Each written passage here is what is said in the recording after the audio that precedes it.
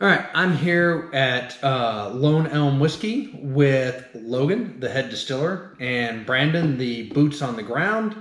We're here to talk about their whiskey and what makes it unique, and just kind of a little bit of history on the brand itself. So, Lone Elm, why the name?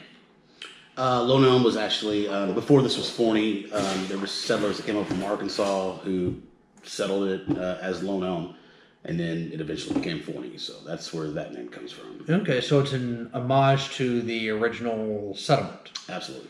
All right.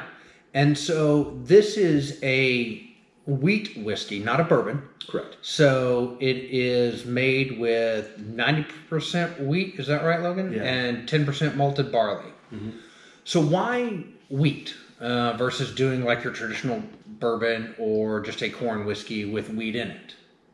Well, we went the wheated route because originally we liked wheated bourbons, so we tinkered around with wheat, and then that's really what grows best around here is soft red winter wheat. So in order to make a product that's representative of this region, we just went with all wheat and found out that it was really good, so we stuck with it. All right. Well, I agree. It is And pretty good. There's not many wheat whiskeys out there, so.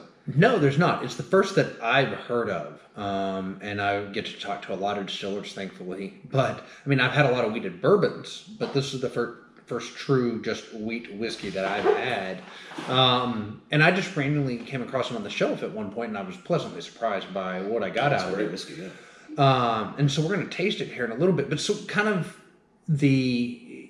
of talked about what it is and all that. So the whiskey itself, besides drinking it neat, which is, or on the rocks, which is how, I prefer it. What kind of, being that it's wheat and to me, it's a little bit on the mellower side it's not real spicy and going to, hit the back of your tongue. What kind of cocktail would it make? Does it go well with? What does it hold up against? I mean, it makes fantastic Manhattans, old fashions. I've used it in like lots of blackberry smashes and different fruit smashes. But I mean, what I like about this whiskey is that it's a wheat soft whiskey that you can use in a variety of cocktails that just kind of like citrus really accents this whiskey. Being wheat, like when you're having like a Hefeweizen beer, with that orange in there, it just really brings it to another level. And that's kind of how we feel about this whiskey. Just there's so many different things that you can play around with this, and you discover more and more as the more you try it and things like that. Well, that's cool. Yeah. So, and Logan, you were talking to me about this is all the product out there is what, roughly at least 4 years of age. Is that correct? Yeah, everything out there right now is 4 or 5 years old right now. Which for me is kind of astonishing in Texas. I mean, we have because of the climate, it gets so hot, and the way things interact with barrels. A lot of things aren't aged that long, simply because, well, either the angels take it all, or it's just become something that you don't necessarily want to bottle. And so the fact that wheat holds up to the barreling and aging them for that length of time in this Texas sun is also pretty impressive to me. Yeah, I mean, we've had our fair share of barrels lost to the angels. Yeah. But I mean, we haven't had the angels. Yeah, we haven't really wanted to push out anything younger than 4 unless we absolutely have to, because people like that 4-year benchmark for whiskey. So, we originally started off with a 2-year, then moved to a 3-year, and I think the 2 years is what we won our 95-point rating with. So I mean that to me was just like wow, I can't wait to see what we can do the more we age our whiskey. Well, and that was my next question is, so are y'all looking at doing longer aged stuff or even different proof stuff? Because this is at 90 proof right now, right? Our small batches. Right, the small batch. Yeah. So y'all looking at doing something that's like maybe like a bottled and bond type version of it? Well, I mean, we do a single barrel that ranges anywhere from like 104 proof to 125 proof. Oh. So I mean, I think on the table right now next to the small batch we have 116 proof single barrel. Well, that sounds lovely. I'm gonna try that later. When we make our single barrels or our small batch, whatever barrel that we pull out that doesn't hit the taste buds the correct way to go into being a single barrel, then we batch, and that's what we make our small batch with. So single barrel comes from one barrel, and we proof that sucker and bottle it. Cool. Yeah. Well, so I'm interested in trying the single barrel. I hadn't done that. So kind of backtracking a little bit. So how did Lone Elm get started? We talked about the name, where the name comes from, but how did the distiller get started? And, how did you come to be here, Logan? I mean, at 26, you've got to be probably the youngest head distiller in the Texas industry. Maybe, I don't know, is that maybe even out of Kentucky as well? But 26 is pretty young to be a head distiller. Yeah. Well, I got started real early in college, and not strictly legally, but No, I did have a real internship my senior year. So I studied chemistry, so I got that background too. And then with those two factors, I was able to get this job straight out of college.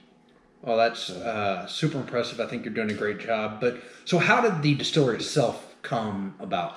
Well, our owners were sitting around, drinking pappy, on somebody's back porch, and our president and master distiller, Bill Walford, he's one of those guys that is like, I can do this. I'm going to do this, and he did it. He's like, I can make something like this. So he put that brain of his to work and just built the distillery, and he's put out a phenomenal product, and a lot of people are really catching on to it and really liking it.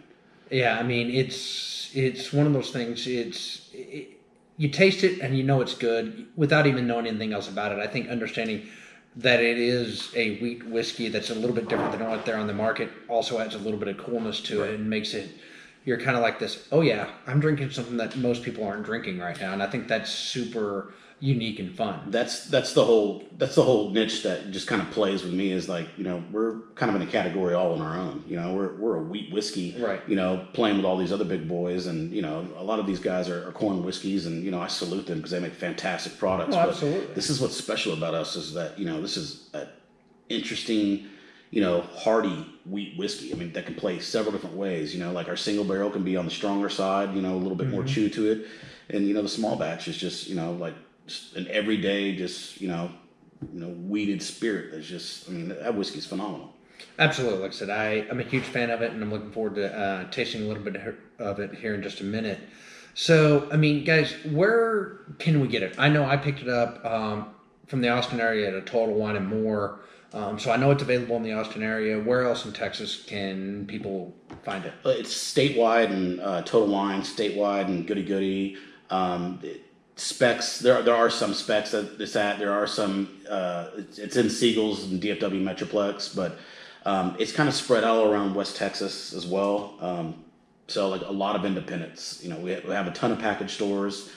So, I'm on the ground all the time. And so, I hit all these independents, I go to chain accounts, but it's really spread out there. But, unfortunately, we're not in all the specs yet, but that's soon to come.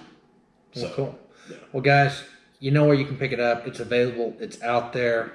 If you don't find it immediately, ask your liquor store for it. Other than that, and then go find a liquor store that has it and put it on your shelf. Try it. Spread the word.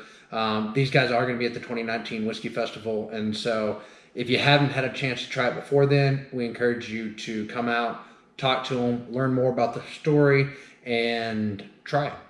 Until next time.